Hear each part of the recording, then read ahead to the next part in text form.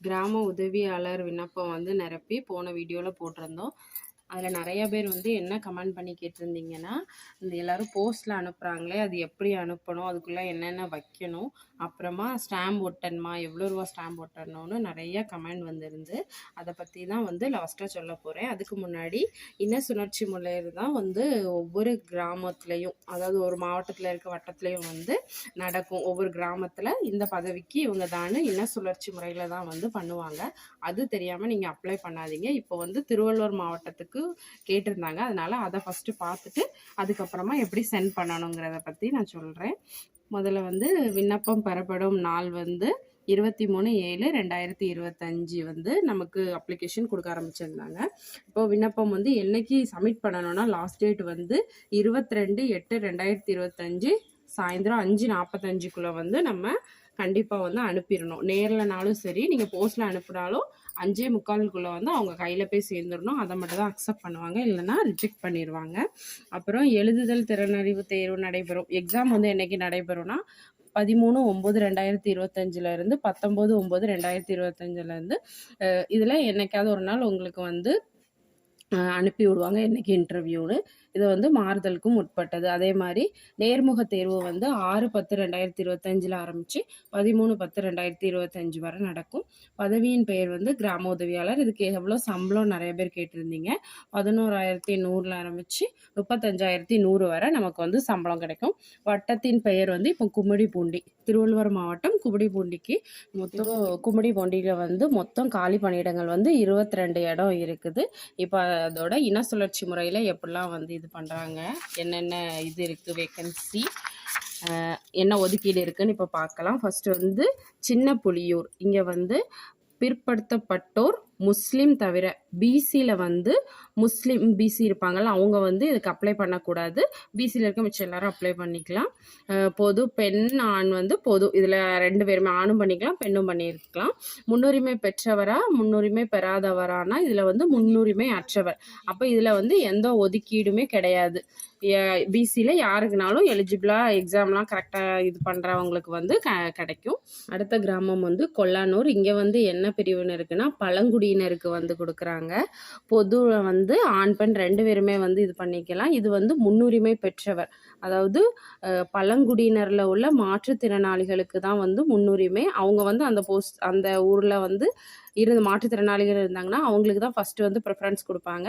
இல்லைனா வந்து பழங்குடியினருக்கு வந்து கிடைக்கும். அடுத்தது வந்து பாலவாக்கம். இங்கே வந்து பொது வகுப்பு வந்து பொது ஜென்ரல், யாருனாலும் அப்ளை பண்ணிக்கலாம். அது மாதிரி ஆண் பெண் அவங்க யாருனாலும் அப்ளை பண்ணிக்கலாம். முன்னுரிமை பெற்றவர் யாருக்குன்னா மாநில அரசு பணியிலிருந்து விடுவிக்கப்பட்டோர், மாநில அரசு பணியிலிருந்து விடுவிக்கப்பட்டோருக்கு தான் வந்து இங்கே முன்னுரிமை. அவங்க இல்லாத பட்சத்தில் வந்து பொது பிரிவினருக்கு கிடைக்கும்.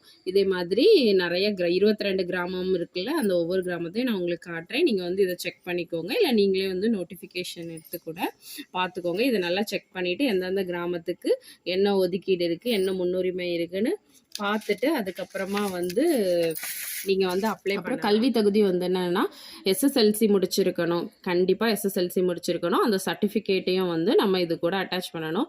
அப்புறம் பிற தகுதிகள் வந்து எஸ்எஸ்எல்சியில் வந்து தமிழை வந்து ஒரு பாடமாக கண்டிப்பாக வந்து படிச்சிருக்கணும், இதை வந்து குறிப்பிட்டிருக்காங்க.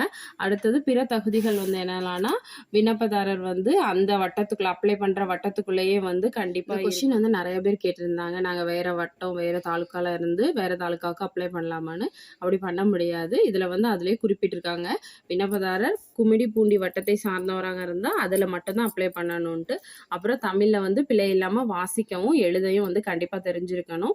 அப்புறமா வந்து கண்டிப்பாக மிதிவண்டி இல்லைனா இருசக்கர வாகனம் ஓட்ட தெரிஞ்ச. நிறைய பேர் வந்து கேட்டிருந்தாங்க, நான் எனக்கு இருப்பிட சான்றிதழ் இல்லை, நான் அப்ளை பண்ணலாமான்னு. இங்கேயே கொடுத்துருக்க பாருங்கள், விண்ணப்பதாரர் வந்து கண்டிப்பாக அந்த வட்டத்துக்குள்ளே நிரந்தரமாக வசிச்சிருக்கணும். நமக்கு வந்து அந்த கிராமத்தில் இருக்கக்கூடியவங்களுக்கு மட்டும்தான் முன்னுரிமை வழங்கப்படும். அதுக்கப்புறமா வந்து விண்ணப்பதாரர் மீது எந்த ஒரு வழக்கும் நிலுவையில் இருக்கவே கூடாது. மாவட்டத்துக்கு உடல் தகுதி சர்டிஃபிகேட் வந்து கண்டிப்பாக வைக்கணும். அவங்களே கொடுத்துருக்காங்க. அதனால் அது கண்டிப்பாக வைக்கணும். அப்புறம் வயது வரம்பு வந்து குறைஞ்சபட்சம் வந்து 21 வயசுலேருந்து அதிகபட்சம் 32 வயசு வரை பொது பிரிவினர் வந்து பண்ணிக்கலாம். அதுக்கப்புறமா வந்து இதர பிரிவினருக்கு வந்து 37 வயசு வரை தளர்வு கொடுத்துருக்காங்க. மாற்றுத்திறனாளிகள் அதிகபட்ச வயது வரம்பு வந்து 10 ஆண்டுகள் கூடுதலாக கொடுத்துருக்காங்க. முன்னாள் இராணுவத்தினருக்கு அதிகபட்ச வயது வரம்பு வந்து 50 வயது, பொது பிரிவினருக்கு 55 வயது, இதர பிரிவினர். விண்ணப்பத்தை எப்படி அனுப்பணும்னா ஒரு A4 சைஸ் கவரில் வந்து நம்ம நிரப்பின அப்ளிகேஷன், நம்ம என்னெல்லாம் ஜெராக்ஸ் ஆட் பண்ணுறோமோ அதெல்லாம் போட்டு அந்த A4 சைஸ் கவரில் வச்சுட்டு அது கூடவே வந்து 25x10 அளவிலான அஞ்சல் உரையில் வந்து ஒரு 25 ரூபா ஸ்டாம்ப் வாங்கி ஒட்டி அதில் உங்களுடைய அட்ரஸை எழுதி இதையும் அது கூட அந்த A4 சைஸ் கவரில் நீங்கள் வச்சுருக்க ஜெராக்ஸ் கூட இதையும் வச்சு தான் வந்து அனுப்பணும். எங்கே போய் அனுப்பணும்னா போஸ்ட் ஆஃபீஸில் ரிஜிஸ்டர் போஸ்ட்டில் தான் வந்து கண்டிப்பாக அனுப்பணும். கால் லெட்டர் இல்லைனா அக்னாலஜ்மெண்ட் அனுப்புறதுக்காக தான் இதை வந்து வைக்க சொல்கிறாங்க. இதே மாதிரி நேரில் போய் கொடுக்குறவங்களும் வந்து கண்டிப்பாக இதே மாதிரி நான் அந்த அஞ்சல் கவரில் வந்து அட்ரஸ் எழுதி 25 ரூபா ஸ்டாம்ப் ஒட்டி தான் வந்து கொடுக்கணும். இது வந்து போஸ்ட்டில் அனுப்பினாலும் சரி, நேரில் அனுப்பினாலும் இது வந்து திருவள்ளூர் மாவட்டத்துக்கு கண்டிப்பாக இப்படி தான் அனுப்பணும்னு சொல்லியிருக்காங்க. இதில் வேறு ஏதாவது டவுட் இருந்துச்சுன்னா கமெண்டில் கேளுங்க, நாங்கள் வந்து ரிப்ளை பண்ணுறோம்.